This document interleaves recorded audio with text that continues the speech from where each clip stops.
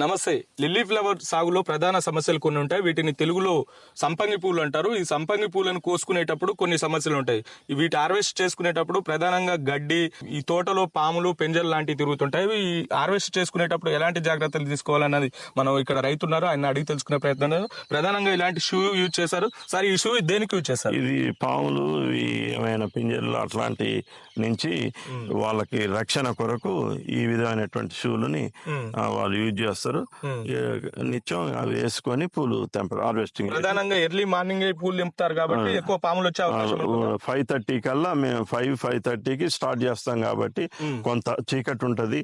మనం చూడటానికి కూడా లైట్ వేసుకొని ఈ షూ వేసుకొని వాళ్ళు పూలు వేయటం జరుగుతుంది. ఎన్ని రకాలు ఉంటాయి ఇలాంటి షూ? ఏమంటారు వీటిని?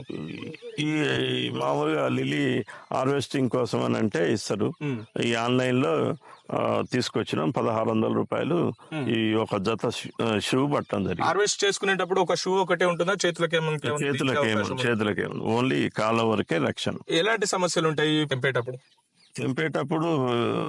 మనకు ఒక ఏమైనా పొరపాటున ఏదైనా మనకు పాము ఇదైనా మనకు వాళ్ళ రక్షణ కొరకు ఈ షూ. ఈ సంపంగి పూల తోటల్లో ఎక్కువ పాములు ఎందుకు ఎక్కువ ఉంటాయి? కారణం ఏంటంటే ఈ ఒక విధమైనటువంటి మత్తైన వాసన